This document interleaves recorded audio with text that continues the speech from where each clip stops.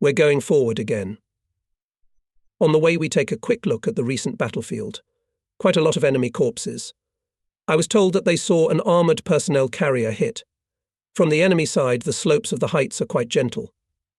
Unlike us, the enemy had every opportunity to manoeuvre, especially with equipment. We quickly began to move forward, without much effort seized another height, which on military maps was designated by the number 503. Occupying an advantageous position, the battery from height 517 for 3 more days fired at the enemy positions, and only when the range of fire began to approach the limit, the battery began to change position, catching up with our troops who had gone forward. On the way we passed the small town of Modri Cayman. It was located in a rather narrow gorge, in the middle of which flowed a small river, and on the other side of it, clinging to the rocks, stood cosy houses drowned in the greenery of coniferous trees. We were in a hurry, and did not even have a chance to stay in town for at least an hour. In summer it is especially beautiful here, I think. By evening the battalion, which was supported by my battery, was entrenched on the crest of a mountain spur. Here we'll pass the time until morning. The battalion commander settled down near a large rock, 2 meters high and about the same width. The soldiers stretched some tents, lit a blowtorch, which they used to warm the big boulder. It was quite tolerable, even warm, especially since the battery foreman had sent me a wicker with a 10-litre bottle of grape wine in it. We lay on the pine and sipped the sour wine. Soon the fatigue and tension of the past day did its work, and we fell asleep. The night in the mountains is cold, but the blowtorch worked reliably and heated us. The soldiers, of course, had a harder time. In the morning after breakfast the battalion was raised to the attack, expecting to continue the offensive, but the enemy offered stubborn resistance, and the battalion lay down, pinned down by rifle and machine gun fire. Soon the enemy tried to counterattack. The battalion and my battery had to repel the counterattack. The fight lasted all day, but neither we nor Hitlerites managed to change the position of the sides. I carefully studied the enemy's defense in the stereo tube, trying to find machine gun nests, which did not allow the battalion to develop the offensive. I noticed that the enemy's machine guns are similar to ours in rate of fire.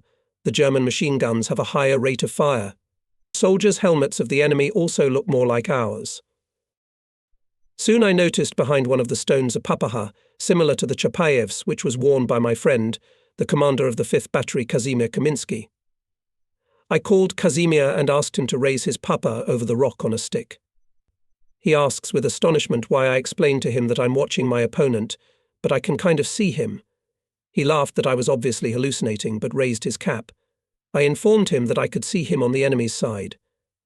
He in turn asked that I raise my cap. He was surprised to hear that he saw me, or rather my hat, on the enemy's side. It was clear we were fighting each other. We decided to report this to our battalion commanders. The commanders didn't believe it, but just in case they went to the stereo chimneys. What was the surprise and amazement when the commanders recognized each other? It turns out that the 1st Battalion had been fighting with the 2nd Battalion all day. We reported about it to the regiment. Soon the regimental command arrived to find out what was going on. It turned out that the night before the battalions went on different spurs, which in some place converged in front of each other, which led to confusion. While the battalions were fighting with each other, the enemy managed to move away to a decent distance, and all the next day we had to chase him to prevent him from gaining a foothold on a favourable line. And we had a lesson for the future. The mountains are no joke. For several days we have been fighting in mountainous and wooded areas. The weather was the worst, rain with snow, cold, damp wind, icy rocks. Overcoats were soaked through, swollen, and by evening they were covered with ice crust. At night we escape from the cold somewhere behind a big stone or a rock ledge. It is good if we are near the battalion commander who has a blowtorch. Somehow it helps to have wine, which is brought by my ordinarets in the evening, an invariable lash. There is a sea of wine here. Soon the order is to surrender our section to another division, and we come down from the mountains and continue the offensive along them, so that they remain on our right. But still we are down, here are fields, arable land and warmer than in the mountains, although there is much more mud. The enemy, having realized the futility of resistance, is retreating, trying to get behind the River Gron and organize defense there. Well, and we need to pursue him faster to prevent him from gaining a foothold. We go practically without fighting, not counting small skirmishes with the German rearguard. It's the first time I see my battery all together. We move in one column on the asphalt highway, following the battalion. My battery is horse-drawn. Each gun is pulled by 6 horses besides. Each gun has several wagons with property and ammunition. Each gun number should have a riding horse, but there are none, so the soldiers of the units ride on wagons.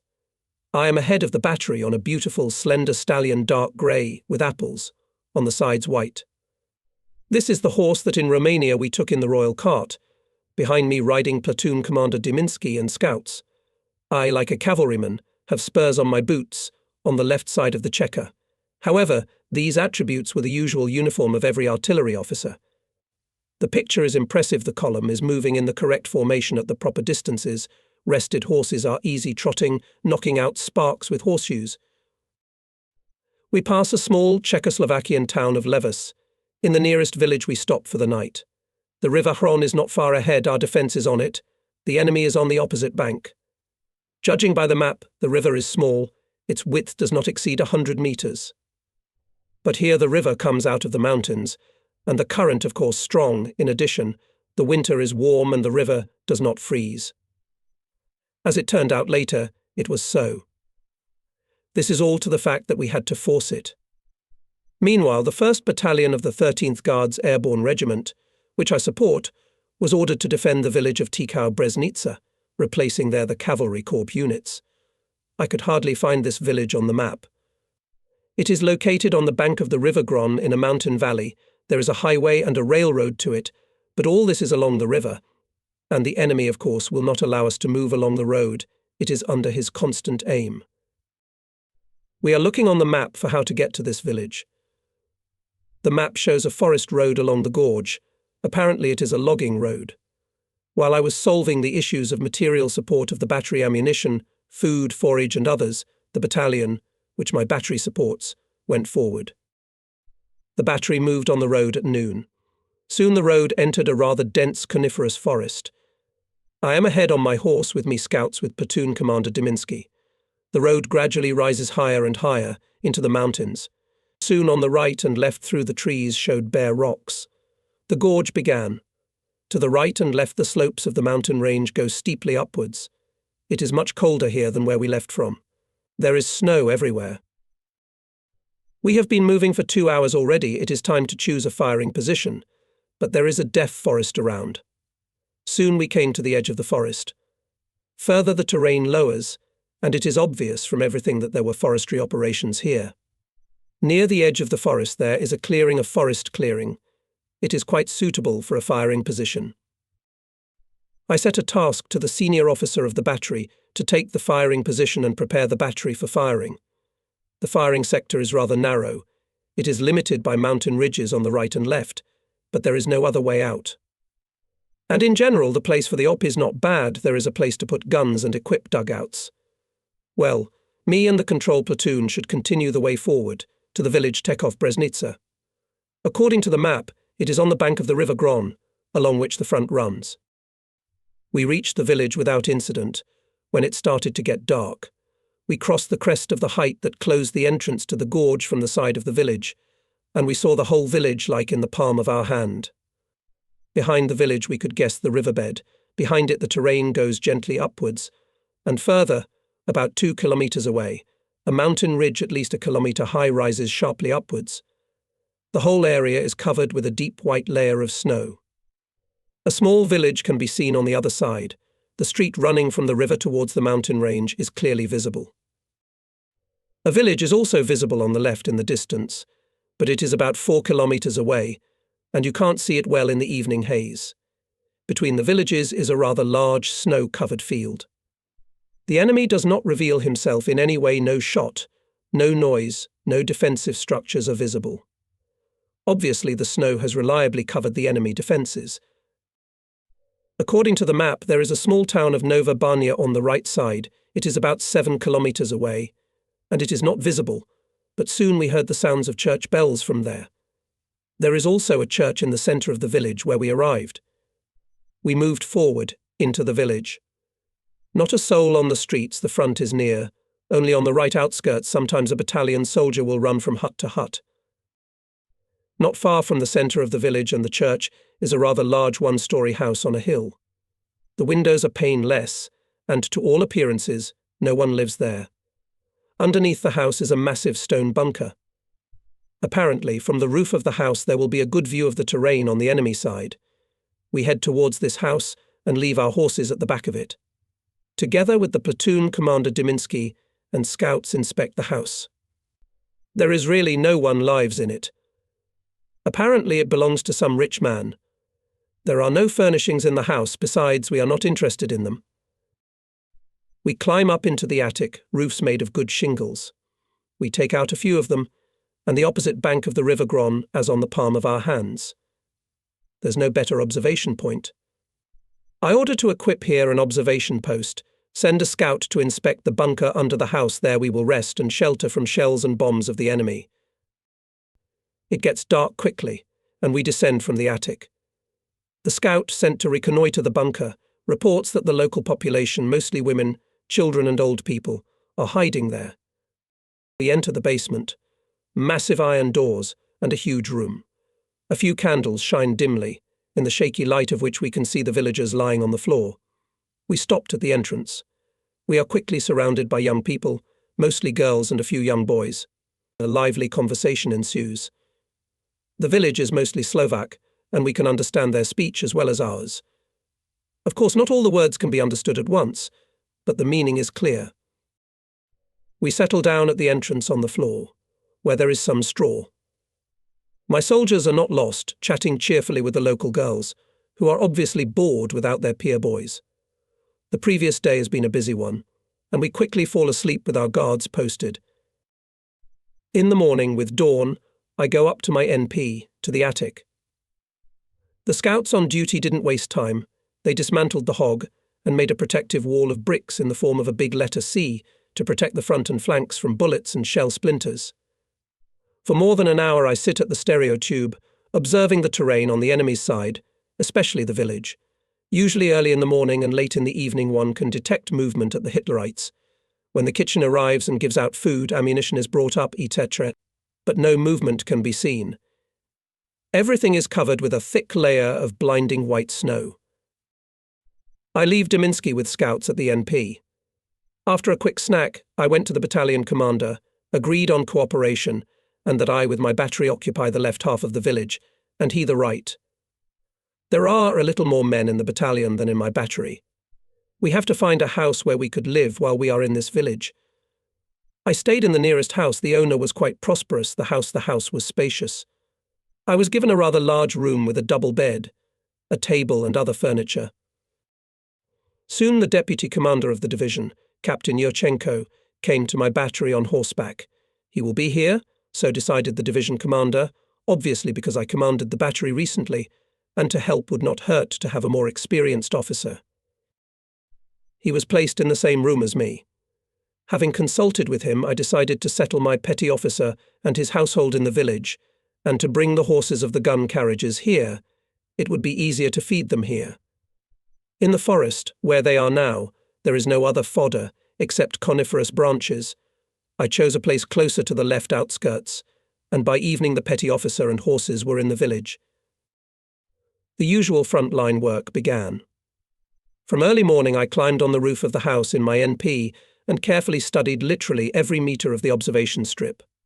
But there was no sign of the enemy, not a single shot, at least from a rifle or automatic rifle. Nor was there any movement either in the early morning, afternoon or evening. One had the impression that the Germans were not there at all. But the civilian population did not show its presence in the village either. Not a single stove was being stoked. No movement between the houses was visible. This told us that there was still an enemy in the village. Realizing that sooner or later we would have to fight here, I decided to shoot a number of points, or, as they say in artillery, repairs in my observation line, so that in case of necessity it would be possible to open fire quickly to hit the target without shooting. For several days I was shooting, recording the gun settings on these repairs. The enemy did not show any reaction. at the firing position of the battery brought in sufficient quantities of fragmentation grenades with a fuse for ricochet firing. They differed in that when they hit the ground the fuse was triggered with a delay. During this time the projectile had time to ricochet off the ground and burst in the air. This increased the killability of the target, because when exploding on the ground, some of the shell fragments went into the ground. I fired several shots at the village, which was located just across the river against our village. The shells fell precisely along the street going up the slope. The shards cut the roof tiles. I calculated that in some of the roofs there must be an enemy NP, and maybe even firing points. Apparently the enemy did not like such shelling. In any case, from the village I heard several machine gun bursts from the houses, almost at the very bank of the river. Unfortunately, these houses were poorly visible because of trees and bushes, but it was already good that the enemy had discovered himself. There was a rather funny incident during this period. At the firing position there was an unpleasant incident. The senior officer of the battery beat up a soldier. I don't remember what the reason was, but I thought that such actions on the part of the officer were unacceptable. I reported this incident to the division commander, and the senior officer on the battery was removed. There were no officers left at the firing position. I decided to send there the commander of the control platoon, Diminsky. He tearfully asked me not to send him to the firing position, as he had never been a platoon commander.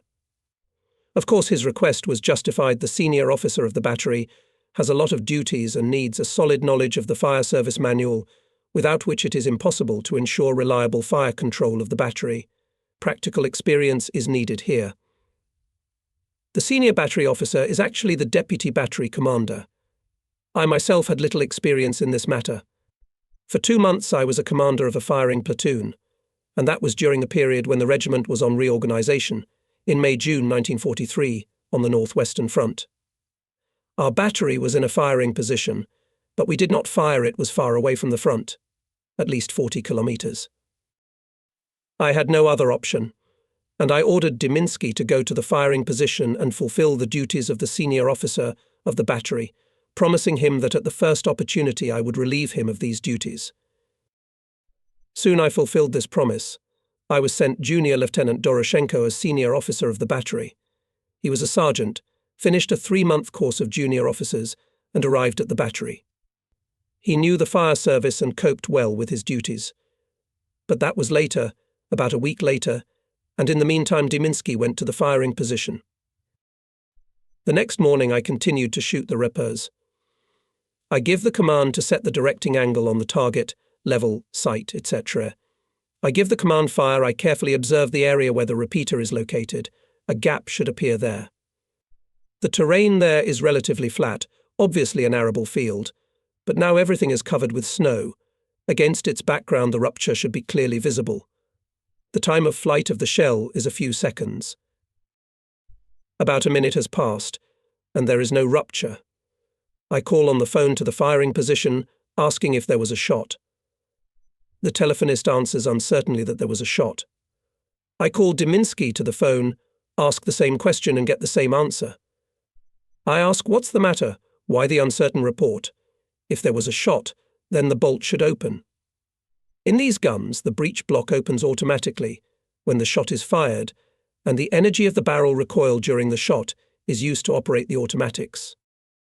Diminsky reports that the gun breech is closed and smoke is slowly coming out of the barrel. I thought that maybe it was a prolonged firing. Such a case is possible when the powder charge is damp.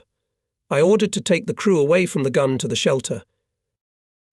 A few minutes passed. I called Diminsky again. He reports that there are no changes. The smoke is still slowly coming. I order to open the bolt manually. After a few minutes, Diminsky replies that the bolt does not open.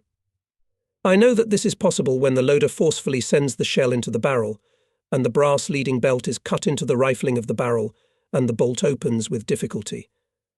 Taking into account Diminsky's inexperience, I ordered him to remove the crew from the gun and sent the artillery master, who was here in the village at that moment, to the firing position. It took more than an hour for the artilleryman to reach the firing position. Soon he reports to me by telephone that everything is in order. We can continue firing. I naturally asked what happened. He replied that nothing had happened, the shot had been fired, but since it was the first shot of the day, and the air temperature was about -10 to 15 degrees Celsius, the steel had thickened, the recoil was incomplete, the bolt did not open, and the cartridge case did not fly out of the breech. I ordered to scrutinize the barrel channel and the cartridge case, and I was thinking, where did the shell go? In such a case there must have been an underflight. I took into account such a probability and increased the sight setting to 200 meters, but there was no rupture. Maybe the shell had not exploded? Soon the artilleryman reported that the barrel was fine, but the shell casing was from a shell for the regimental gun. On the flange of the shell casing there is a notch indicating this, but it was not paid attention to. I figured it out. The thing is that the caliber of the regimental gun is 76 mm, like our divisional gun, but it has a short barrel and the charge is reduced. Ammunition from the regimental gun fit ours. I quickly determined on the map where the shell could fly away. It turned out that it did not fly to our village, and it's good that it didn't hit the village. But then, in a casual conversation, I learned that the shell fell on the firing position of battalion mortars. Fortunately, at that moment there was no one at the mortars and no one was hurt. And it was a lesson for me. I called Diminsky to the phone and implored him to be attentive to the duties of a senior officer, to check all the guns and ammunition personally, and not to hesitate to ask what he did not know from the sergeants and soldiers of the squads. Diminsky again tearfully asks to be relieved of his duties as a senior officer. For a few hours in this position, he says, has suffered more trouble than for the entire time in the previous position, although it is also not sugar all the time on the front line, with all the ensuing consequences. I confirmed my promise, but for the time being I required him to fulfill the duties of a senior officer. Further firing of the battery passed without complications. After the war, in the 80s, when my younger son Yevgeny studied at the Kiev Higher Military Aviation Engineering School, I came to visit him and found Diminsky in Kiev, who worked in the Supreme Council of Ukraine and held there a rather solid post of the head of the awards department. He lived in a government house on Rusanovskaya embankment of the Dnieper.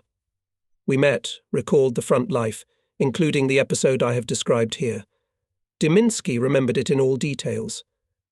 We laughed, sat over a bottle of cognac, remembering the years of war and his fellow soldiers, living and dead. On the same ill-fated day there was another memorable incident that almost cost us our lives.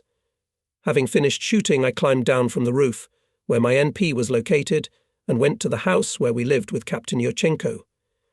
He was in his room writing a letter to his wife. He wrote to her quite often, and almost everyone had a poem that he composed himself. The poems were naive, of course, but from the heart. He sometimes let me read them to him. It was lunchtime. My orderly was going to bring a pot of lunch any minute. I sat down at the table opposite the window and delved into my shooting records. It was cold on the NP, my hands were freezing, and I had to decipher and write down all the calculations and firing data. Outside the window in the yard, about 20 to 25 meters from our windows, the owner of the house was tarring a stabbed boar. Suddenly there was a sharp whistle of a shell. We knew well from the sound that this shell was flying towards us. Instantly we fell on the floor under the table. This saved our lives. The shell exploded in the yard, not far from the boar that was lying down. The blast wave blew out both our windows, along with the frames. Shrapnel riddled the entire wall where we were sitting. The plaster from the ceiling and walls collapsed in many places. The room was filled with dust and smoke. We quickly jumped out of the room into the yard and ran outside. The second shell could hit the house, especially if there was a fire attack. We ran 100 meters to the bunker under the house, where my NP was. Its door was facing the direction from which the enemy shell came, so we took cover behind the walls of the house on the other side of the entrance to the bunker. Both of us were covered head to toe in lime dust, but that was not the point now. We waited for about 15 minutes. To our surprise, no shots were fired again. We went to the house, where our clothes and the unpretentious articles of our closet were left. The picture was terrible. The explosion had scattered everything in the yard. Judging by the crater and the force of the explosion, it was a heavy shell of 155 millimeters caliber. If it had hit the house, it would have left only ruins. The explosion blew the boar to pieces. Pieces of meat stuck to the walls of the house and hung on the trees near it. The whole wall was riddled with splinters, and not far away lay the owner of the house with his leg torn off, bleeding. How he had managed in a fever, without a leg, to run, or rather to skip 25 meters on one leg, it is difficult to say. He was unconscious. We tried to give him first aid, but we had neither the experience nor the means to do so. Besides, soon a sanitary instructor came running with a bag and began to give the wounded first aid, making sure that we were not hurt. We hardly found our things and went to another house, where the foreman of my battery was with his household. On February 10th, 1945, late in the evening in one of the houses on the outskirts where my battery was located, suddenly entered the house 3 men with weapons, who introduced themselves as scouts of a partisan detachment operating in the mountains, on the other side of the River Gron.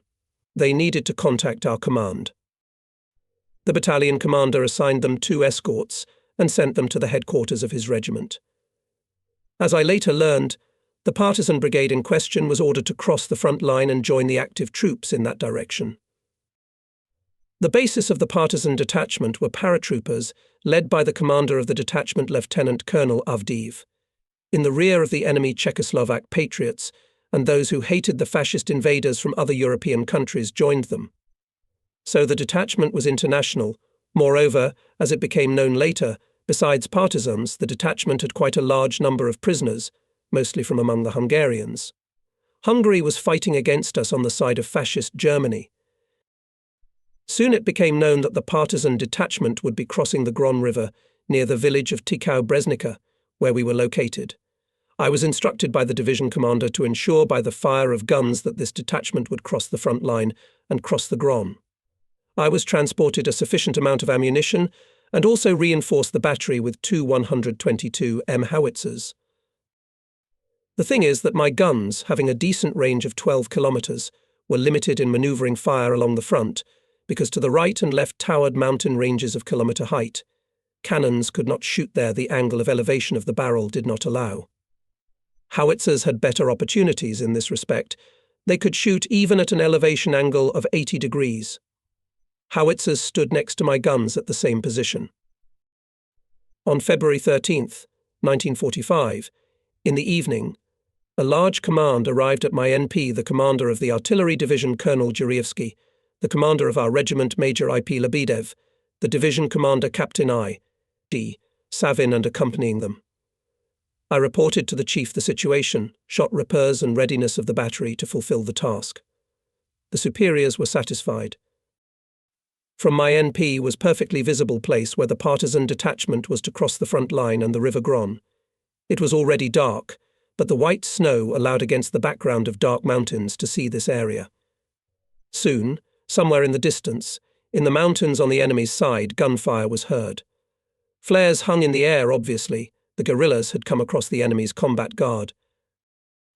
In order for the battery to fire, it was determined that the guerrillas would give a signal with a red rocket in the direction in which to fire. So far there was no such signal, and we looked with tension to where the sounds of battle could be heard. The firing on the other side of the river was getting closer. Soon we also saw the signal to support the battle of the detachment by the fire of the guns. We had to suppress enemy fire from the outskirts of the village, which was to our left on the other bank. I had a repeater there, and I immediately opened fire on the enemy with rapid fire from all the guns. The bursts were clearly visible, and soon the firing on the partisans from that side of the village ceased. It was guessed in the darkness that the detachment had approached the river and had begun to cross it. To ensure the crossing and help the guerrillas, I allocated several pairs of horses and the necessary number of soldiers. The sappers stretched a cable, and with the help of horses the crossing was carried out. The river is mountainous, very fast, deep enough, and of course the water is icy. But as it became known later, the crossing was quick. The artillery commander got into the taste and decided to give a salvo from the guns of the fighter anti-tank regiment, which was at a distance of almost 10 kilometers from us. The regiment had the same guns as my battery. I expressed doubts about the expediency of this volley, because the regiment had to shoot almost at the extreme range. which means that there would be a large dispersion of shells and, instead of helping, you can hit your own. In addition, I knew that the fighter regiment was designed to fight with tanks' direct fire. For them, firing from closed positions was a secondary matter, and I knew from previous experience that in this matter the Iptopovs were not very well prepared. But my superiors decided in their own way. The command to fire, i.e., to fire a regimental salvo, came over the radio.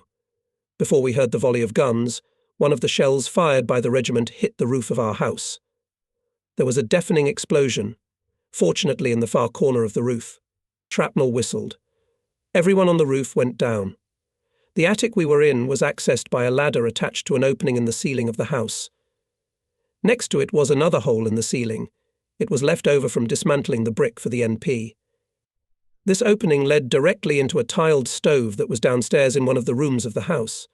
In the darkness and commotion, one of our guests fell into that hole. It was dark, you couldn't see anything. And you couldn't turn on the light, the front line was nearby, and the enemy was only 500 to 600 meters away. When we started to sort things out, we couldn't find the artillery commander, Colonel Jurievsky. When we started looking for him, we heard swearing, muffled by the walls of the rooms. When we ran up there, we realized what was going on. The commander had fallen right into the stove, and in addition, a nurse who had been brought with him by our regimental commander had fallen on top of him. They quickly broke down the furnace and pulled out the commander, and then the nurse. The case, of course, is comical, but at that moment it was no laughing matter. We checked everyone who was at the NP. Fortunately, there were no wounded or killed. The superiors were in no mood to resume firing. I was ordered to continue to independently provide fire for the passage of the guerrilla detachment. With that, the commanders left. Only then, the next day, sorting out all the vicissitudes of the night, we laughed heartily. The crossing of the Partisan detachment across the River Gron continued. The artillery fire of my battery apparently forced the Germans to abandon the pursuit of the guerrillas. Along the outskirts of the village nearest to the crossing, occupied by the enemy, the battery put NZO. Shell after shell flew in that direction, not allowing the enemy to organize the pursuit of the guerrilla detachment. Only machine gun bursts were heard. Mortar battery of the enemy was suppressed by the fire of my battery at the very beginning of the battle, and now did not fire. By midnight on February 14th, the Partisan detachment of Lieutenant Colonel Avdiv finished crossing the Gron River. It was subsequently disbanded. Partisans from the Soviet Union joined our regiments, and the rest, according to their wishes, joined the International Battalion. This battalion was transferred to the 3rd Guards Airborne Regiment of our division. It was commanded by Captain Kolutiev, and the commissar was the Czech Mizjarek. The operation of the Partisan detachment crossing the front line was later included in the 6-volume book The Great Patriotic War as a classic example of tactical interaction between the front troops and the Partisan detachment. 2 or 3 days passed, and I receive an order to return to my division and occupy the NP near the village of Pukanets. A similar order was received by the commander of the battalion I was supporting. Obviously, we were sent here to ensure the transition of the Partisan detachment. By noon the next day, I with the battery was already in the division. The battery took up a firing position near a village. I don't remember its name. NP was organized near the village of Pukanets. It stood on the very bank of the River Gron, about 15 kilometers from the village Tekau-Breznica, downstream of the river. The opposite bank was clearly visible from the NP, but the river itself and the coastal area could not be seen, because of the rocky outcrops in front, behind which the mountains steeply stepped down to the river. Here we already fought with great comfort at night. On the NP remained on duty officer, scouts and communicators from each battery. The rest went down to the village in the evening and slept in houses, and early in the morning they were again at the station. On the 2nd or 3rd day after my arrival at the new NP, I was on night duty at the observation post. The night passed quietly, but early in the morning, when the sun had not yet risen, and there was quite a thick haze, a scout who was on duty near the observation devices ran into the dugout. He shouted in excitement Germans. I immediately jumped out of the dugout, which was next to the observation cells. I looked in the direction where the scout was pointing. Indeed, about 150 meters away there is a chain of German soldiers. I commanded the scouts to open fire with automatic rifles on the enemy. I grab a stereo tube, the scout takes a bussel, the communicators hastily disconnect the phones, and we, under cover of fire of our scouts, quickly retreat back. There is no time to rewind the communication line. The Germans for some time were pressed to the ground by the fire of scouts, but now they came to their senses and opened a strong fire on us. Our 3 automatic rifles, of course, could not stop the German battalion, and the Germans soon began to move forward again, trying to surround us. The thing is that there were no infantry nearby. It was believed that the river and the mountains reliably provide this section of the front, so the enemy decided to punish us. Before leaving the op, I managed to transmit the situation to the division headquarters and to give a command to the firing position of my battery to fight. At the op, the senior officer of the battery, obviously by the machine gun bursts, realized what was going on and prepared to direct fire, but he was afraid to hit us, as the visibility was still poor. Soon there was a raid of enemy aviation on our battle orders. My battery had recently taken a firing position, and the enemy had not yet discovered it, so it did not suffer from the bombing. Our infantry also entered the battle. 2 hours passed, we withdrew about 1 kilometer, opened fire guns of my and neighbouring batteries. The enemy was forced to lie down. Soon our infantry made a flank counterattack. A firefight ensued. The enemy entrenched on the slopes of the mountains and well saw our infantry, making a counterattack, pouring its strong fire of machine guns, automatic rifles and mortars. A strong battle was simmering all day long. My battery supported the counterattack of our troops, destroying enemy fire points.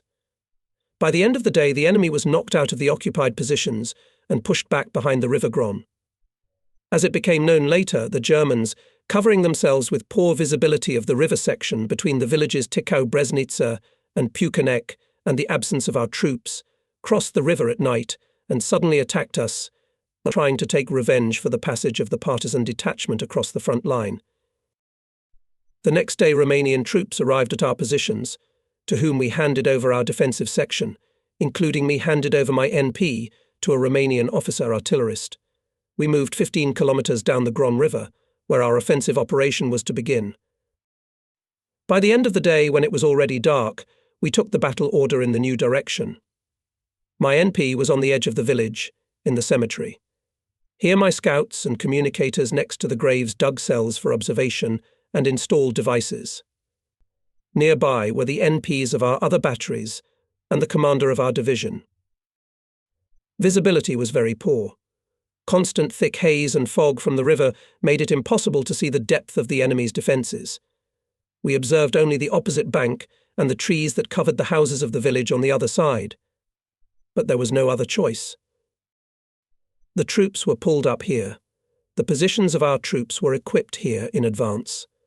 For the first time, my battery was placed on a position prepared by sappers, with trenches and even dugouts. Due to the proximity of the Germans, engineering works were not carried out at the NP in order not to attract their attention, so we equipped it ourselves.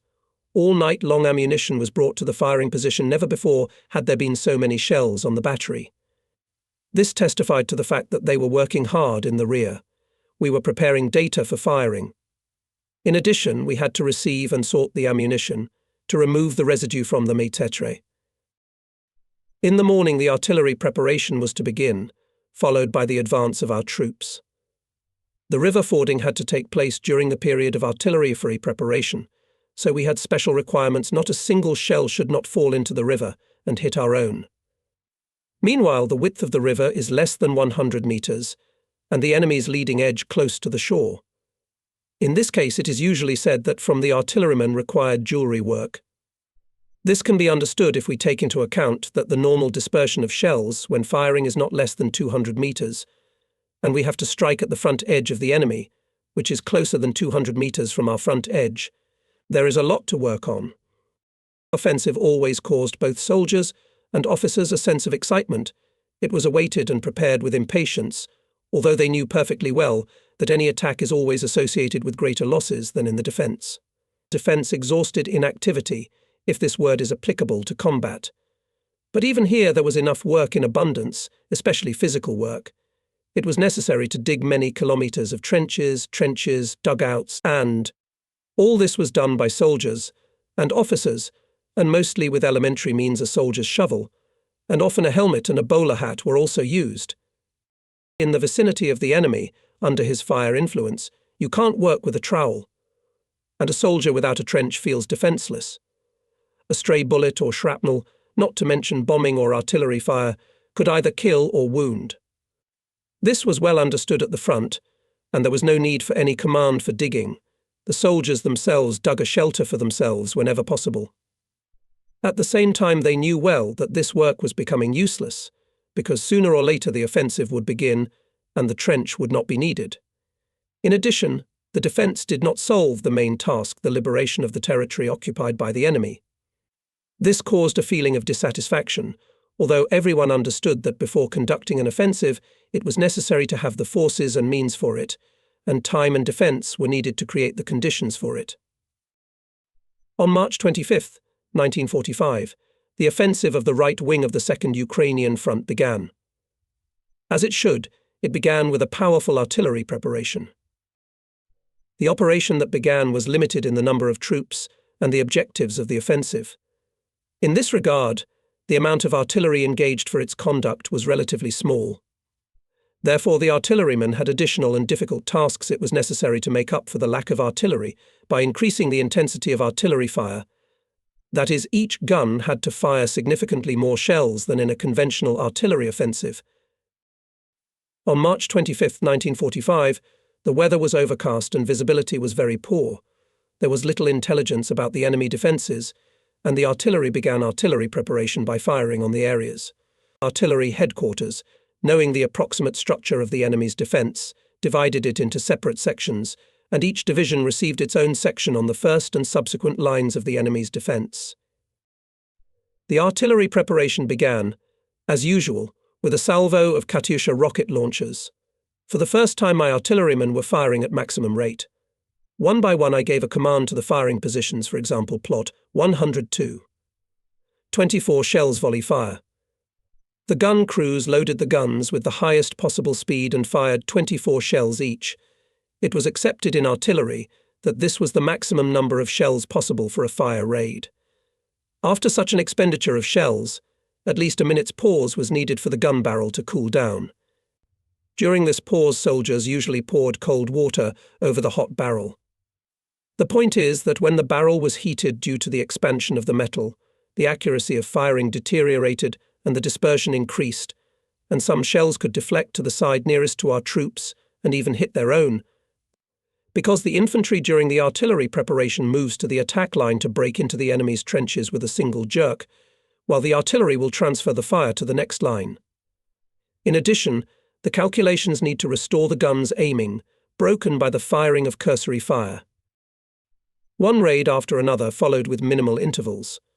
Although it was quite cool, 5 degrees Celsius, the soldiers took off their overcoats, and the loaders and gymnasies, and in sweat, literally, worked at the guns. The continuous rumble of shots and bursts merged into a mighty roar of artillery cannonade. Under the cover of artillery fire, our paratroopers began forcing the River Gron. Although, as I said, its width did not exceed 100 meters, but the rapid flow of the river made it difficult to ford. Nevertheless, our advanced units managed to force the river and engage the enemy on the other side. The front line, or rather, the positions of the German Guard were near the river, and the initial positions of our infantry on this side, and the distance between them was also no more than 100 meters. It was risky to conduct a massive fire on the positions of the enemy guard because of the dispersion of shells, which exceeded 100 meters. Their shells could hit their own troops, and this was unacceptable. Tasks to destroy enemy fire points on the opposite bank had battalion and regimental artillery infantry whose guns did not participate in artillery training. But the visibility of the battle was very poor because of the fog over the river. Besides, the Hitlerites' firing points were well buried in the ground and camouflaged. Regimental and battalion guns were firing direct fire at random, at the sound of enemy machine gun bursts, and the effectiveness of their fire was not high. Therefore, our infantry immediately had to fight fiercely on the other side, which often came to hand-to-hand combat. The offensive was difficult and slow. We managed to capture only a small bridgehead. There was a village there. We had a part of the village, the Germans had another part, who often counterattacked, trying to restore the situation and push our infantry into the river. They had tanks, and our infantry did not have tanks. There was no bridge for them, and the ferry could not be launched yet. The whole river was shot by machine gun fire, mortars and enemy artillery. The interaction of our artillery with the infantry was organized in such a way that with each battalion there was our battery commander, and with the regiment the division commander with control body scouts, liaison officers, calculators, and so on. Our division commander, Captain Savin Ivan Dmitrievich, with 2 battery commanders, 5th Kazimir Kaminsky and 6th Martyshov with scouts, radio operators, communicators, crossed to the bridgehead. I was ordered to stay on this bank and control the fire of the batteries on the commands of the division commander, which he was to transmit through me. In addition, I was obliged, in case of the death of those who had crossed to the bridgehead on their own, to make decisions for firing. Soon radio communication with the division commander was established. He began transmitting commands to me, and I transmitted them by field telephone to the firing positions. The fierce fighting on the other side continued all day. Although my NP was not far from the riverbank, at the local cemetery, the visibility was very poor because of the fog, and there was a wall of trees on that bank, so it was almost impossible to see what was going on there. Only by the sounds of machine gun bursts and shots of enemy tanks we could guess that the battle was going on somewhere in the center of the village. Our batteries were firing almost without respite. They had already fired hundreds of shells, but the enemy was resisting stubbornly. One counterattack follows another, and our batteries are firing all the time, supporting their paratroopers. Only in the evening, when it was already completely dark, some success appeared. Under cover of night, the enemy began to withdraw. Our infantry went to the far outskirts of the village, and there to consolidate. With dawn, the enemy, of course, will try to restore the situation, to dislodge our troops from the village. I received an order from the division commander to change NP and arrive on the outskirts of the liberated village. On a primitive ferry of several boats we crossed the Gron, and soon I took up an NP on the far outskirts of the village. The battle has quieted down, only separate shots and occasional machine gun bursts can be heard. The guards are not slumbering. Under the cover of darkness, the troops are crossing the bridgehead, even managed to transfer a few tanks. The night passed relatively quietly. In the morning, the battalion, which I support, rose to the attack. Together with the battalion commander moved, and I with my scouts, communicators, radio operators. The enemy is retreating. Sometimes bursts of fierce gunfire in one place or another. Obviously, the Nazis cannot break away from our troops to take a new line of defense and organize there a system of fire. We know that we cannot in any case give the enemy such an opportunity, otherwise we will have to break through his defense with all the undesirable consequences for us. To some extent, we are succeeding. Within 2 days from the beginning of the offensive, the enemy's defenses were broken through, and he began to hastily withdraw. Ahead are the Nitra and Wey rivers. They flow parallel to the River Gron, and the enemy will obviously organize the defense here. For forcing the River Gron and breaking through, the German defense regiments of the division were awarded orders, including our regiment, the 4th Guards Artillery, was awarded the Order of Kutuzov 3rd degree, and the personnel was announced the gratitude of Supreme Commander-in-Chief Stalin. The offensive of our troops continues. The weather is slushy mud, often there are tedious cold rains. By night it is freezing, clothes are damp and become stiff from the cold. It is good if we manage to find a stack of straw or at least some woods for the night, but most often we have to spend the night in the field. We dig dens in which we try to warm ourselves somehow. The enemy stops in villages for the night, and it is almost impossible to knock him out in the evening with our thinning forces. Several tanks and armoured personnel carriers of the enemy open frantic fire, not letting us near the village. In the darkness it is very difficult to detect them, especially since they are constantly changing position. We are advancing along the mountains. On our right, a kilometre away, the Czech Tatras begin. We are moving along the plain at the maximum pace for this time of year. The task is not to allow the Hitlerites to break away from us and gain a foothold on the opposite bank of the river Nitra. It is wider than the Gron and just as fast. It will not be easy to ford it. My battery is always on the move. I am with scouts and communicators in front, in the chain of the battalion. Fire platoons of the battery with guns follow 2 kilometers behind, in readiness, if necessary, to deploy and fire. When the enemy offers no resistance, the battalion rolls up in column and moves at maximum speed. My battery catches up with us and follows the battalion. We have to move almost all the time on country roads, and even in the fields, directly behind the battalion. The mud is up to the hub of the wheels. Horses and men are exhausted, overcoming the fields, and on the roads it is not easier.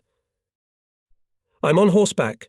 I have a beautiful large stallion of grey colour in apples, a trophy from the royal stables when we were advancing through Romania. Sometimes we managed to move on a paved road. My stallion, trained in the royal stables, makes beautiful pretzels.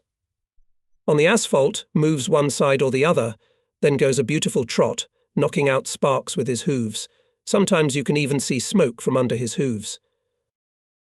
The infantry is on foot, so the battery makes stops it is necessary to inspect and feed the horses, check the harness. Leaving the platoon commander in the battalion, I went to the battery with my orderly, and there I did my business. I inspected the guns, horses. I had to talk to people. The population of the liberated Czechoslovak villages welcomes us very happily. Sometimes they block the street, detain us for some time. Spontaneous rallies arise, but most often the genuine joy of the local population turns into a small, cheerful celebration. Every resident, especially young people, tries to treat us with something light. Natural grape wine, bread, lard and other products are gladly accepted by the soldiers, especially since when there will be a kitchen, and whether there will be at all, it is difficult to say. The battalion has its own kitchen, and we have one kitchen for the whole division, and where it is unknown. So the soldiers do not get lost, enjoying the treats of grateful people. There are no problems with horse fodder either. At the end of March one evening, without a fight, we enter a large Slovak village. It stands in a gully. Behind the village there are heights. The enemy is entrenched there. His combat guard, as usual, launched one after another flares, fearing a surprise attack of our units. In the house where I and the battery stopped for the night came the chief of staff of our division, Captain Dergachev Pavel Vasilievich. I had long been chief of intelligence of the division, and we knew each other well. He informed me that the command decided to send to the rear of the enemy detachment consisting of a battalion, which I support, and my battery. The withdrawal to the rear of the enemy is scheduled for tonight. He offered me to go together to the battalion commander to clarify the task and organization of interaction. Together with the chief of staff went to the battalion commander. The night is dark, the sky is covered with clouds, drizzling fine rain. Once in a while an enemy rocket takes off, illuminating the nearby terrain with pale light. The enemy is no more than a kilometer away.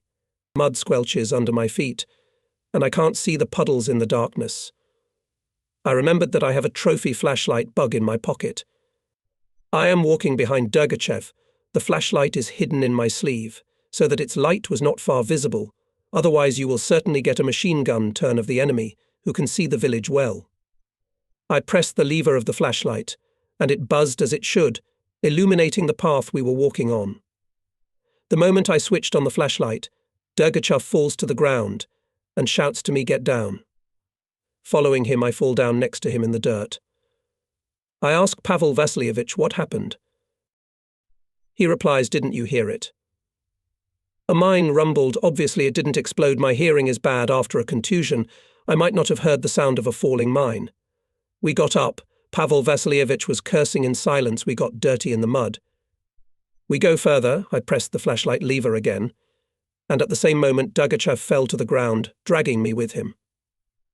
Again it did not burst. I reply that I heard nothing. He, as usual, replies that, say, a bear stepped on my ear. That's why you can't hear. When I turned on the flashlight for the third time, Dergachev smacked me in the ear, so that I could barely stay on my feet. He took the sound of my buzzing flashlight for an enemy mine, and only now realized that it was me and my flashlight that was to blame for the fact that we had fallen into the mud twice and got soiled from head to toe. He scolded me unkindly for this unpleasant episode and, continuing to grumble, took the flashlight from me, after which we moved on.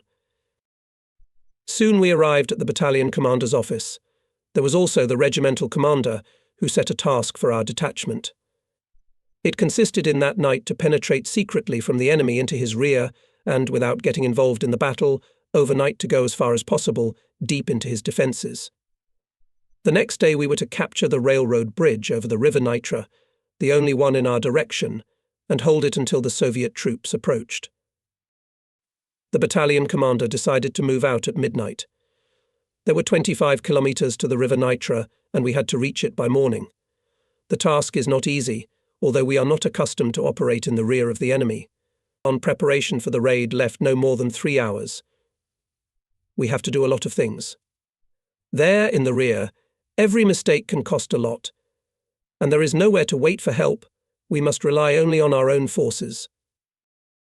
We'll move without roads directly so it's safer for the squad, but for me it's a great difficulty.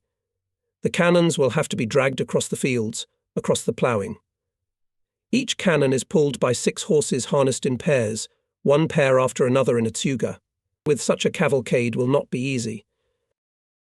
I gathered platoon and gun commanders, told them the task. Together we decide how to be, especially with sleds. I quickly thought over the proposals and decided to take only 2 horses for each gun and 1 horse-drawn wagon with ammunition for each gun. If necessary, the horses from the wagons can be harnessed to the gun harnesses. The battery is hastily preparing for the raid. The wheels of the guns and wagons are well greased. Tarpaulin carts with oats are prepared on the horses' heads so that they would not accidentally rumble, especially when we will pass through the enemy's front line. A lot of other little things at first glance, which should not be missed. Soldiers receive dry rations, breadcrumbs, lard and porridge concentrate in briquettes. The guns are inspected, ammunition is wiped clean of grease, etc. 2 guns and an ammunition platoon from the battery are going on the raid. The rest of the staff, together with the remaining horses, under the command of the battery petty officer, will move with the division. People are well aware of the complexity of the task, carefully prepare, there is no time to rest. At 23.00 the battalion begins to move toward the front of the enemy. Ahead of the reconnaissance, my battery follows the battalion, closing its column. On the outskirts of the village the column stops. There is no sound, especially not a light. Smoking is strictly forbidden. Responsible moment, will we be able to pass the front edge of the enemy unnoticed? The success of the task depends on it to a great extent. It is necessary that the enemy did not notice our detachment before the time. Languid minutes of waiting for the signal. Reconnaissance must silently destroy the enemy's combat guard. Our scouts have no experience in this business, but anything can happen. If you cannot do it quietly, it is unlikely that the squad will be able to fulfill the task. Most likely, we will have to fight to break forward, and this is a loss of suddenness of action and time. But here is a quiet whistle, a conditional signal, which means that the enemy's combat guard was destroyed silently, without a single shot, with only knives. The scouts, in order not to alert the Germans, continue to launch flares, which was done before by their combat guard. It also helps us. The terrain on the front of the enemy in the light of flares is viewed, and this allows my guns to pass through the enemy trenches without complications. The enemy's leading edge is passed. The squad is silently rushing deep into his defences. We move directly, without a road. The night chill has frosted the ground, and the horses confidently pull the guns, although 2 horses have to work for 6. Calculations help horses when it is necessary to overcome some obstacle, a trench, a ditch, a funnel, etc. Scouts worked well, not a single shot in our direction from the enemy, which means that our column is not detected. Flares at the front of the Germans were left far behind. The detachment stops. It is necessary to take a break, to wait for the scouts, who covered our column when it passed through the front edge of the enemy's defence from the flanks. We must check if no one has fallen behind. And I, in addition, need to give a break to people and horses which were going at maximum pace, almost running. Discipline is maintained strictly, not a sound, not a light. Soldiers talk only in whispers and only when necessary. Smoking is strictly forbidden. The soldiers themselves follow this, realizing that the violation of secrecy can lead to severe consequences. Scouts are approaching. Soon the column moves forward. I have a riding horse. I left my staff horse with the petty officer. The horse is well trained, follows all commands from the word, and it would be a pity to lose it. I took one of the horses of the gunnery harness under the saddle. If necessary, it can be harnessed to the gun if any horse is out of order.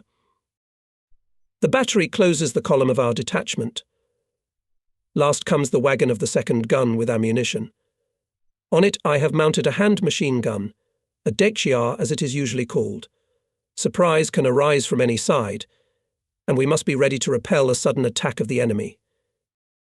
Soon we notice that on the right along the road, which our detachment began to cross, a column of vehicles with camouflaged headlights is moving. Part of the column, which did not have time to cross the road, including my battery, stopped. The soldiers lay down, prepared for battle. German vehicles pass without noticing us. The night is dark, the sky is covered with clouds, and this is to our advantage, although in the darkness we have to stumble and fall. We continue moving forward at a fast pace. Suddenly we heard a horse's hoof stomping behind us. I gave a command to the machine gunner to be ready. Soon a horse with a rider on it comes out of the darkness at full gallop. At full gallop the rider jumps off the saddle and falls to the ground. The horse rushed forward without the rider. We ran up to the rider. It turned out that it was the commander of the control platoon, Diminsky. When we started to get ready for the raid, he went to another house and fell asleep there. The battery petty officer, who remained in the village, accidentally discovered him and woke him up. Diminsky grabbed the first horse he could find, jumped into the saddle, and rushed to catch up with us. Later it turned out that it was my horse, which I had left with the petty officer. I scolded him properly. I had no time for him when we were going on the raid, and he had to take care of himself and his platoon. 2 hours had passed since we had gone behind enemy lines. Diminsky was riding our way. The horse, an intelligent animal, understood what was wanted from it, and found its way to the column by itself. At the same time, the fact that 2 hours after our exit the enemy did not find that his combat guard had been destroyed indicated that he did not yet know anything about our raid. Dawn was approaching, but it was still dark. The road has gone downhill. Ahead must be a river and a large village. It can be guessed by the barking of dogs and the singing of roosters. The village itself is not visible yet. It is impossible to bypass the village. There is a bridge only here in the village. So we'll have to fight our way through. So far our detachment has not been detected, and the suddenness is on our side, though it is, of course, a temporary factor. The column stops before reaching the village. We must pull it up and get ready for a fight. In such a large village there is undoubtedly a garrison, and evidently not a small one. Soon we moved forward. The road is gradually going downhill. The column is drawn into a deep and long gully, along the bottom of which the road runs.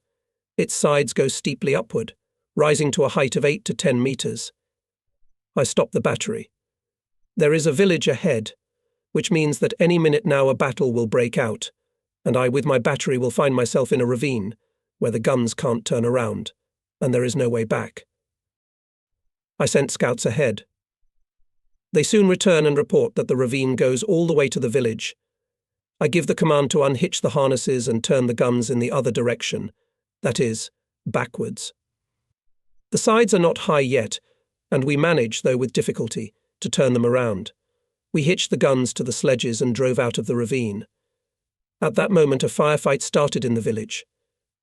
Obviously, our reconnaissance entered the battle with the enemy's guards. It is dark, nothing can be seen. Only flashes of shots and tracer bullets flying in all directions show that the battle is going on somewhere closer to the center of the village. I commanded the battery to move to the right of the ravine, take up a firing position, and prepare to fire. In the darkness the guns move into position. Enemy rockets help. In their light we manage to quickly take the position and turn the guns towards the village. The battle is already in full swing there. Machine gun and machine gun bursts, frequent bursts of hand grenades, shouts of hurrah can be heard. Tensely I look ahead into the village, but nothing is visible except for roofs and trees, which are sometimes caught by the light of another rocket. My guns are ready to fire, but it is dangerous to fire. You can hit your own. There is no news from Diminsky, who is with the battalion commander. Evidently, they themselves find it difficult to determine where the battle is going on. Here, all hope for the paratroopers. Acting in small groups, they attack, not allowing the enemy to come to his senses and seize the initiative. I sent forward Scout to find out the situation. In about 10 minutes he came running back and, out of breath, reports, or rather, shouts tanks. I tried to find out from him whose tanks and where they were. I immediately marvelled at the absurdity of this question. Whose tanks could be in the rear of the enemy, where the battalion started the battle? I questioned the Scout thoroughly. Where did he see the tanks? The Scout shows his hand to the left, behind the ravine, at the bottom of which is the road to the village, and where most of the battalion column is located. Until my eyes hurt, I look in that direction, where the Scout showed me, but in the darkness I can't see anything, and in the light of the enemy's rockets, away from them, the darkness seems even thicker. I send a Scout over the ravine with the task to clarify where the enemy tanks are. Through the crackle of machine gun and machine gun bursts, I sometimes hear the muffled sound of engines. Obviously, this is the target for my battery. I give the command tanks on the left. The crews hardly turn the guns to the left. The second gun must be rolled forward to the left, otherwise it will be at the back of the first one's head, because before that the guns were turned to the village. The second gun's crew is trying to roll it out, but it is not strong enough. I give a command to the first gun crew, and all who are here to help roll the gun out. The ground is sandy, there are small bushes everywhere, and the gun is moving forward with difficulty. The soldiers are pushing hard on the wheels. We must be faster. The tanks will not wait for us. Finally, we manage to roll the gun to a position suitable for firing. It is still dark. I run forward to the ravine, trying to see something in the darkness. Flashes of shots and rockets interfere. Finally, I hardly manage to see the movement of a dark heap, which looks more like a hay wagon. This is the enemy tank. It is about 150 to 200 meters away. I run back to the gun, try to show the gunner where the tank is, but he doesn't see it. Finally, in the pale light of another falling rocket, I manage to see a silhouette. I myself rushed to the gun sight panorama, rotating the panorama wheel. With difficulty, I found the dark spot of the tank. The gunner ducked to the panorama, saw the target. I give the command on the tank. Armor piercing, sight 12. Fire. The gun crew clearly fulfills the command. There was a deafening sharp sound of a shot. The flame of the shot blinded both me and the crew. But the sound of the shell hitting the armor, and then the sound of its ricochet confirmed that the shell hit the target. From the machine, a series of red rockets. I was even frightened at first. Did I really hit my tank? But immediately the thought prompts what their tanks can be here, in the rear of the enemy. I give a new command. Fire again. There is a sharp sound of a shot and again ricochet. I understood, obviously, it is a heavy Tiger. Our armor-piercing shells do not take it. While the red rockets were falling, I realized that there were 2 tanks moving there. By this time my Scout reported that along the outskirts of the village 2 more tanks were approaching the exit from the ravine.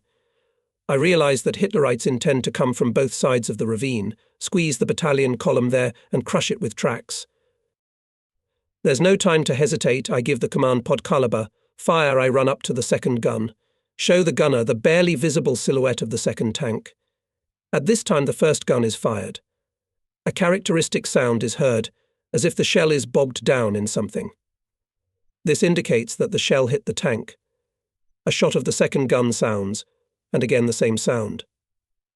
Both tanks stopped. German tankers began to jump out of the tanks. In the heat of battle, I grabbed a hand machine gun, fell with it on the ground between the guns and started firing short bursts at the fleeing Germans. Our paratroopers from the battalion column, who until then had been anxiously watching the enemy tanks, emboldened by the powerful sounds of my gun's shots, rushed forward to the enemy tanks, catching the tankers. It is impossible to shoot from a machine gun. I remembered that I was, after all, the battery commander, not a machine gunner. But the youthful excitement of the battle worked, because I was only 21 years old. While my battery was fighting with tanks, it dawned. With binoculars, I tried to see what was being done in the village, where the main battle of our squad was going on.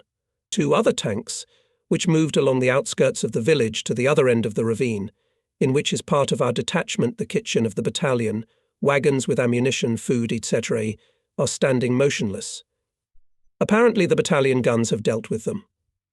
Machine gun and machine gun bursts, grenade bursts are heard somewhere in the centre of the village. Our paratroopers are attacking house after house.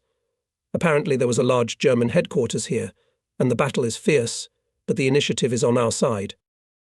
I can see through binoculars as German soldiers, some half undressed, white shirts on their backs, run out of the village on its far outskirts. They run to the straw stack that stands behind the village on the top. It is quite cool outside, obviously below zero, and the undressed Germans, of course, are cold, so they are hiding in the straw stack. From the side where we were firing at the tanks, apparently there is no danger. It is urgent to turn the battery towards the village. My battery men amicably piled on the guns. The first gun is turned 90 degrees and ready to fire. The second gun should be rolled out 50 meters to the right. All those who are not engaged at the first gun piled on the second. We can't fire at the village where the battle is going on. We might hit our own men. I decided to fire a few shots at the straw stack and set it on fire to warm up the Germans. I give the command on the straw stack behind the village, aim 40 to the first gun with incendiary shell fire. The first gun fired sharply and powerfully. The second gun fired at the other end of the stack. Howling shells fly above the stack and burst somewhere far behind it. With all my might I shout another command aim under the base of the stack, fire. Once again in the morning air the gun shot sounds powerfully. The shells hit the stack. I give the command 2 shells each, rapid fire once again the shot sounds, and the stack went up in smoke, and then the flames appeared. The Germans, like mice, began to jump out of the straw. They really looked like mice in their mouse-coloured overcoats. Under such an artillery cannonade our paratroopers fight even more fiercely.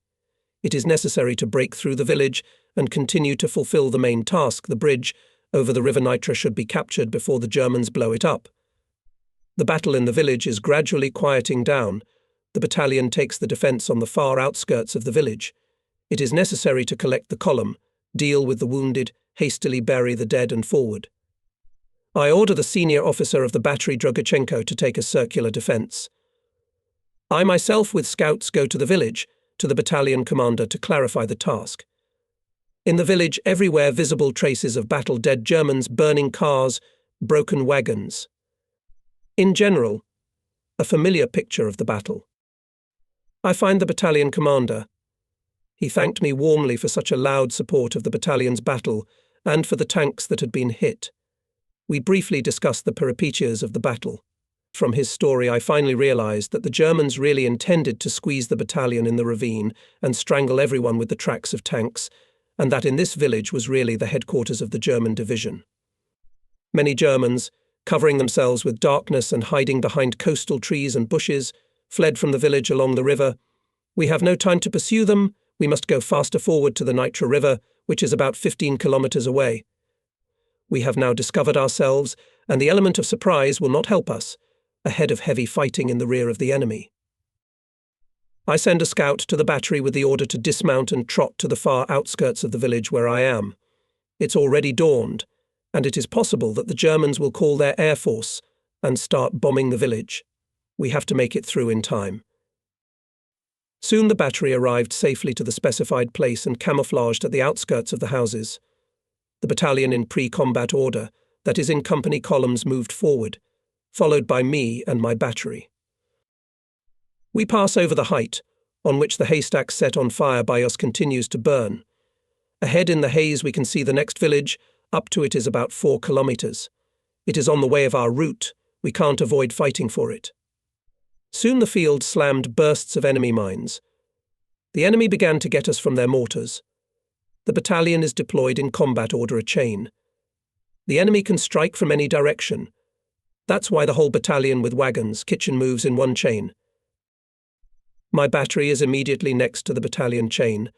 The guns are built in a line, one from the other 50 meters along the front, ready to immediately deploy and direct fire to support the attack of the battalion.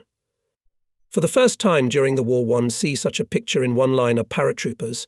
Between the company's wagons with ammunition and wounded, there is a smoking kitchen, which on the move is preparing breakfast for the battalion, here in my guns and wagons with shells. The battalion headquarters and the combat himself are also near the chain. Gradually we descend into the gully, and the distant village disappears from view, but the enemy can't see us. We are in the dead space, and the Germans can't fire at us. Battalion reconnaissance went forward. The gully comes almost to the village itself, and we can meet any surprise. Enemy mines slam left of the battalion. Obviously, the enemy does not see us and fires blindly. The lowlands allow us to approach stealthily almost to the village itself. The battalion mortars take up a firing position in the ravine to support the battalion's attack with their fire. My battery has nothing to do here. The village is less than a kilometre away, and it is impossible to fire from a closed position. We are moving on last year's ploughing. The horses can hardly pull the guns, so the soldiers are always on wheels helping the horses. When it is especially difficult, everyone in the battery lean on the wheels, because each gun with the front weighs more than 2 tons. We are climbing up the hill. We can already see the tops of the trees on the outskirts of the village, and soon the outskirts of the houses appeared. The enemy opened quite a strong rifle and machine gun fire. The enemy mortars continue to fire. Mines fall somewhere behind us. Sneezed our battalion mortars, firing at the enemy. I stop the guns in the lowland, where enemy bullets do not reach, otherwise they can beat the horses from the harness and then trouble. We are about 200 meters away from the village. Our infantry is lying down. We have to take a break before the rush. Battalion mortars continue to fire at the enemy. Mines lie on the outskirts of the village, where his front line. Soon the battalion commander gives the command to attack. The soldiers of the battalion get up and run. A fierce cry of hurrah carries over the chain. The Germans are afraid of him, and you cheer yourself up with this shout. Here in the chain there are wagons, kitchen, and my guns. On the run we are shooting with automatic rifles and machine guns. I have a captured German machine gun. The scouts brought it when they fought for the village in the morning. I notice that I, together with everyone else, shout hurrah, hurrah, pouring machine gun fire on the outskirts of the village. Some single impulse draws us forward, to rush into the village faster, not to let the enemy come to his senses, and there our paratroopers have a lot of skill. The chain of the battalion is already at the outskirts of the vegetable gardens, where there were Hitlerites. Furious cues of our and enemy automatic rifles and machine guns, claps of hand grenades, here and there shouts of hurrah. This is our paratroopers storming the enemy defence. I look back. My guns with sledges are near the chain of the battalion, rushing as long as the horses have enough strength. I shook my fist at the senior officer. He waved his hands. The excitement of the battle did not keep either soldiers or horses in place. I sent a scout, ordered the senior officer to quickly hide the harnesses with the guns at the nearest houses, which had already been taken by the battalion. There is no serious work for my battery yet, but I keep everyone in readiness to immediately turn around and support the battalion's actions with fire. Gradually the battle in the village subsides. The enemy could not withstand our friendly and fierce attack and leaves, covered by outlying houses and trees. The battalion is positioned in the centre of the village and on its far outskirts. They hastily summarize the battle, give first aid to the wounded, as if there are no dead. The kitchen soon begins to give out breakfast, the usual front life. A battle is a battle, but it is necessary to be refreshed. My battery on the near outskirts of the village also settled down for breakfast. We have no kitchen, only dry rations, but resourceful soldiers have already got hot food from the battalion kitchen and brought it to me. Having had a quick snack, I left the village. There was a ridge of heights to the right of us behind the village. I couldn't see what was there. I had to look. I climbed to the crest of the height. Ahead are arable lands, hills, some trees, plantings. A small village is visible in the distance in the haze. It is about 3 kilometers away. I look through binoculars and suddenly I see a chain of soldiers moving from the village towards us. They are about 800 to 900 meters away. It was hard to see what kind of a chain, whose chain it was. I lay down on the ground, looking carefully through the binoculars. I realized from the outline of helmets on the soldiers' heads that they were Germans. I ran away to the side, lay down on the ground. I had the same German machine gun. I took aim and gave a line at the distant chain. Soldiers fell to the ground, so I got it. But soon the officer lifted the chain, and it began to move towards us again. I gave a few more bursts. To my right, about 100 meters away, a fountain of earth, the explosion of an enemy mine, and then 2 more explosions, one in front and one behind. So I hit an artillery fork. The next mine is mine. I quickly ran away to the side. I managed to cover 25 to 30 meters. As on the place where I was lying there was a fountain of earth again, a mine rupture. I jumped up and ran back to the village where my battery was. I did not do my job. I have a battery, and I am its commander, but the youthful excitement even here pushed me to do what I should have done. But there's no time to think. I sent a scout to inform the battalion commander about the enemy. Soon the battalion and my battery moved forward. We cannot get involved in a fight at this line. Sleepless night and fatigue presses, but we must endure, and the soldiers, well aware of this, do everything to fulfill the task. For 3 or 4 hours we are advancing almost without stopping. Only sometimes then in one place or the other erupt short, fierce skirmishes with separate groups of the enemy. He has evidently lost sight of us, or does not have sufficient forces in the neighbourhood to block our way. But let the enemy's head ache about that, and we must accomplish our task. Soon a railroad bridge across the river appeared in the distance. It's about 1 kilometre away. That's our main objective. Battalion and my battery with the maximum possible speed for us go to the bridge. The width of the river Niter in this place meters 150 to 200. The flow is very fast, up to the mountains 3 or 4 kilometres, and the speed of the flow as in a mountain river. A short burst of fighting with a small group of the enemy guarding the bridge, and it is in our hands. The battalion commander organises the defence. My battery takes a position in the fighting order of the detachment. The soldiers of the gun crews are entrenching themselves. We have to dig trenches for the guns, ditches for sheltering the units, etc. There is enough work, but everyone knows well that the price of this work is life. In case of an enemy air raid or a battle with ground forces without a trench is certain death. No one has to convince or push anyone. It so happened that the events about which I am writing now took place exactly 50 years ago. Today is April 4th, 1995. Of course, many details of those battles have already been forgotten and obviously cannot be recalled. But that is not important. The main thing is that we then, acting behind enemy lines, fulfilled our task. We captured the bridge unharmed and held it until the approach of our troops. Our raid through the German rear, obviously, played an important role. In any case, in the offensive zone of our division, the enemy began to hastily withdraw. Soon our detachment joined the main forces of the division, and we together with all the others continued the offensive through the territory of Czechoslovakia, now in the direction to the northwest, to Prague.